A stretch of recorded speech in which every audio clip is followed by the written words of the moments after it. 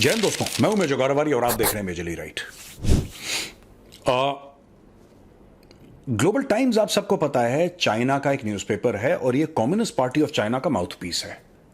Global times वही propaganda करता है जो कि चाइनीज कम्युनिस्ट पार्टी कहती है तुम करो, और लोगों का यह मानना है, और यह मानना बिल्कुल सही है कि जो ग्लोबल टाइम्स कहता है वो actually communist party of China कह रही है, लेकिन एक अलग सेंस में कि कल अगर किसी को हजम ना हो या बात कड़वी लगे तो चाइनीज कम्युनिस्ट पार्टी ये कह सकती है यार ये तो अखबार है, ये तो अखबार का अपना ओपिनियन है। लेकिन आप भी जानते हैं कि चाइना में ओपिनियन की वैल्यू जीरो है।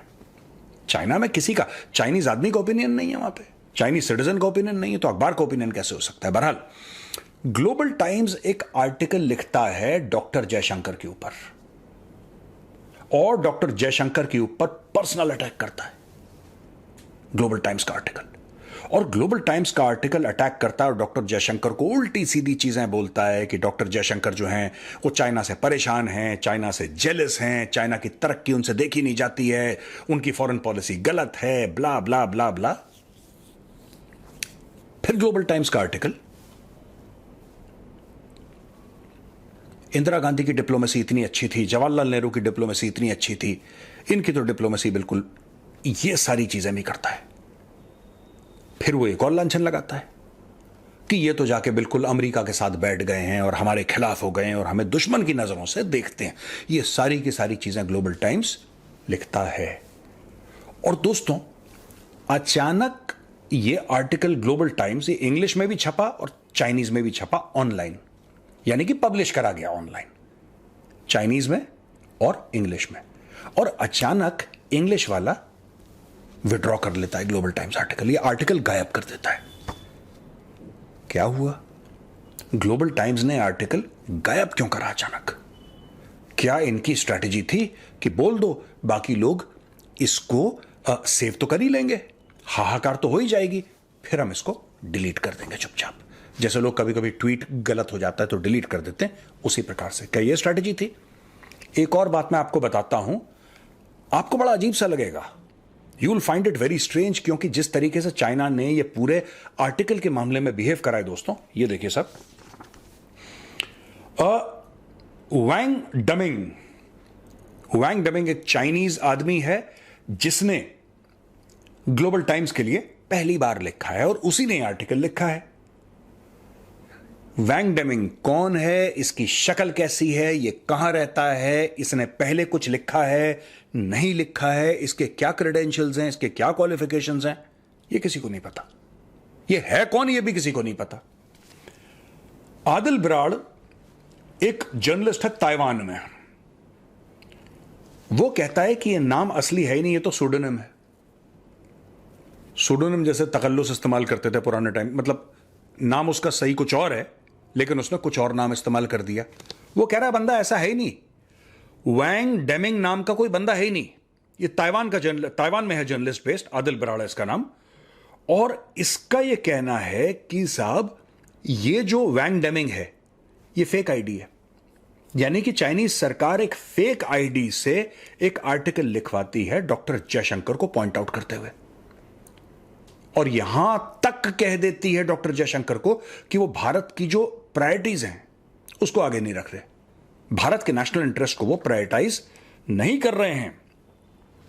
डॉक्टर जयशंकर ने कई ट्रिक्स यानी कि चालें इस्तेमाल करी हैं, डिप्लोमेटिक स्ट्रेटजीज इस्तेमाल करी हैं कई देशों के खिलाफ, और ये कह रहे हैं कि उनके पास वो मॉरल, वो नैतिक सेंस नहीं है जो जवाहरलाल नेहरू या इंदिरा गांधी के पास थी।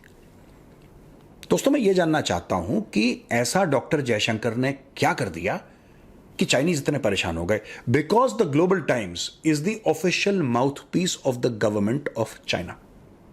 ये देखिए साहब, मैं अपने मोबाइल फोन पे ये देख रहा हूं और मैं चाहता हूं कि जो एडिटर साहब हैं वो भी एक बार ये चीज आपको दिखाएं। ठीक है साहब, ग्लोबल टाइम्स का अगर आप ट्विटर आईडी देखेंगे, वो कहता है China's national English language newspaper under the People's Daily, under the People's Daily. Global Times is owned by the Chinese government. Global times दोस्तों अपनी मर्जी से फुल स्टॉप और कॉमा नहीं बदल सकता जब तक ऊपर चाइनीज कम्युनिस्ट पार्टी उसको ना बोले। वो एक माउथ पीस है, वो एक भोंपू है चाइनीज कम्युनिस्ट पार्टी का।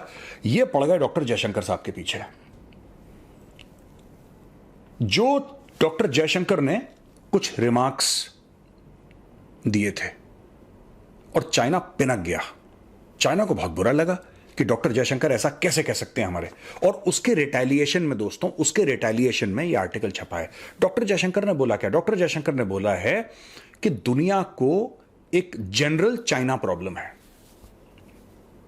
और ये बात सच है यार, दुनिया को एक चाइना प्रॉब्लम है।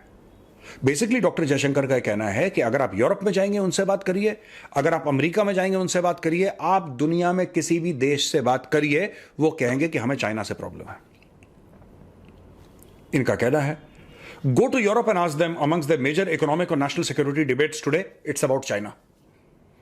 Look at the United States of America. It is obsessed with China and rightly so in many ways. He added that India's problem with China was distinct due to the 4-year border standoff. बोल दिया doctor Jaishankar ने मुंह। अच्छा, doctor Jaishankar is a diplomat, but sometimes he tends to speak very straight. उन्होंने क्या बोला है कि नासूर, ये डिप्लोमेटिक लैंग्वेज में है, लेकिन चाइना को दर्द क्यों हुआ? क्योंकि अगर आप ये लैंग्वेज समझें तो आपको पता लगेगा कि डॉक्टर जयशंकर ने चीन को बोल दिया नासूर है। यूरोप जाइए, उनको चीन से प्रॉब्लम है। अमेरिका जाइए, उनको चीन से प्रॉब्लम है। And rightly so, and rightly so. ये भी डॉक्टर जयशंकर कह रहे हो, बिल्कुल सही है।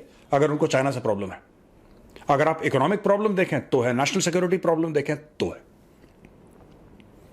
जब चाइनीज ने ये सब डॉक्टर जयशंकर की बातें सुनी, पिनक गए भाई लोग, और वहां पे डॉक्टर जयशंकर के खिलाफ आर्टिकल छपने शुरू हुए।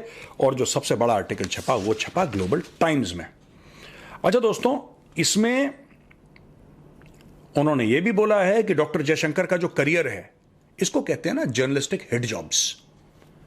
वो कहते हैं कि टाटा ग्रुप में थे after his retirement from the Indian foreign service, और सेकंड टर्म में of the Narendra Modi government ये मंत्री बने। तो क्या हुआ अगर टाटा ग्रुप में थे रिटायरिंग के बाद? तो मुझे एक बात समझ में नहीं आई, मुझे लॉजिक ही समझ में नहीं आया।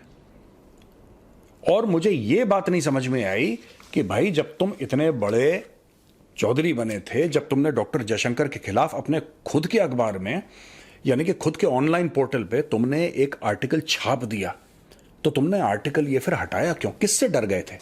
चाइनीज किससे डर गए थे? मुझे ये बात समझ में नहीं आई। किसने धमकी दी चाइनीज को कि ये क्या बदतमीजी है, इसको उतारो? क्या ऐसा हुआ कि इंडिया से कॉल गया? क्या कुछ ऐसा हुआ कि भाई इन लोगों ने आपस में बातचीत करके आर्टिकल छाप दिया, और ऊपर से यानी कि चाइनीज कम्युनिस्ट पार्टी के टॉप से, शी जिनपिंग के ऑफिस से उनको झाड़ पड़ी कि यार हम इंडिया के साथ मामले बेहतर करना चाहते हैं, तुम यहां पे बेवकूफी कर रहे हो, तुम उसके फॉरेन मिनिस्टर, इंडिया के फॉरेन मिनिस्टर के खिलाफ तुम बकवास कर रहे हो। क्या ये बात हुई है? सोचने वाली बात है दोस्तों। लेकिन एक बात तो तय है कि ये जो है, this has come from the communist party. हो सकता है टॉप से ना आया हो, लेकिन कहीं ना कहीं से तो आर्टिकल आया है। दूसरी चीज, ये जो आदमी है जिसने आर्टिकल लिखा है, जिसका नाम है Wong Deming, Wong Deming exist ही नहीं करता। ये पता नहीं कौन है। ये इसको ढूंढने की कोशिश करी, पीपल वेंट देयर। ये कह रहे हैं कि साहब हमें नहीं पता ये कौन है, और this making the whole affair even more bizarre. ये कौन है ये बंदा? ये कहां से है? ये क्या किसी कहीं कॉलेज में पढ़ाता है? ये कोई इंटरनेशनल रिलेशंस का स्कॉलर है? ये कौन है? इसके बारे में भी ढूंढने की कोशिश करी, मिला ही नहीं। भाई कोई अगर इतने बड़े जो नेशनल डेली है, कहता है कि चाइना की लार्जेस्ट इंग्लिश नेशनल डेली है, तो छोटी चीज तो नहीं होगी ग्लोबल टाइम्स। और दोस्तों ग्लोबल टाइम्स किसी एरे गहरे नत्थु खैरे से तो लिखाएगा नहीं आर्टिकल। कोई ना कोई तो ऐसा बंदा होगा ना जिसको हम ये कह सकते हैं कि साहब ठीक है, this man is worth it. ये जो बंदा है ये इस लायक है कि ग्लोबल टाइम्स में लिखे। एग्जिस्ट ही नहीं करता भाई। मानो कि भूत लोग ढूंढ रहे हैं टॉर्च खोल के, वैंग डेमिंग कौन है, वैंग डेमिंग कौन है? कह रहा है ही नहीं कोई ऐसा। पता नहीं किसने आर्टिकल लिखा, डॉक्टर जयशंकर को उल्टी सीधी बात बोली, जब प्रेशर आया आर्टिकल हटा दिया।